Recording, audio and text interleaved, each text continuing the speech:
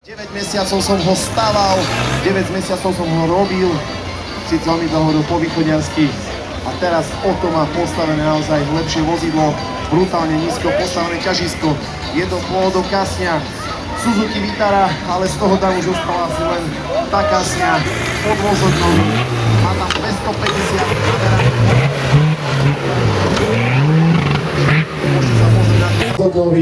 má tam 250 nameraných konských síl, naozaj brutálne vozidlo, takže môžete sa pozrieť na tú trať.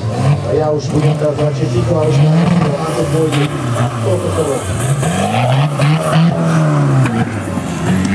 Potiahne, ale naozaj toto sú zaujímavé.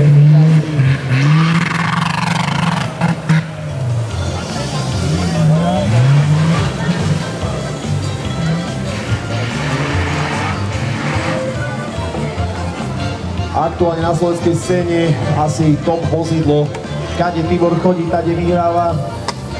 Jeho môžete dať do akej chcete kategórie, ale s tým už línu do špeciálu.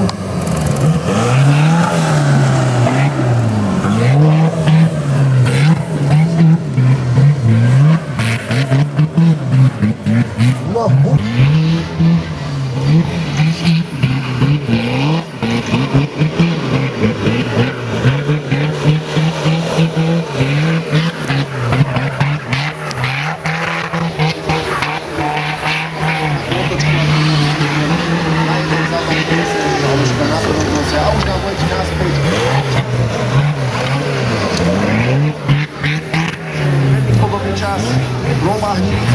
Nechajme sa prekvapiť.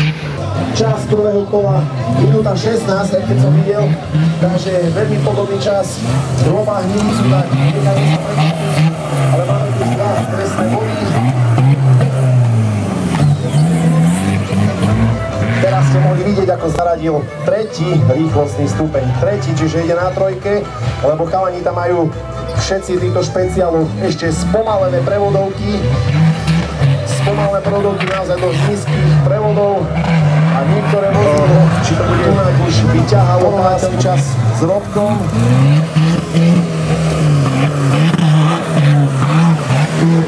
Takže vidíte už teraz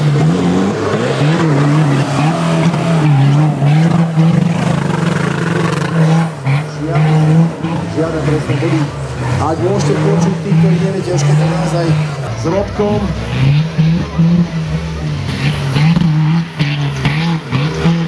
Takže vidíte už teraz to bude.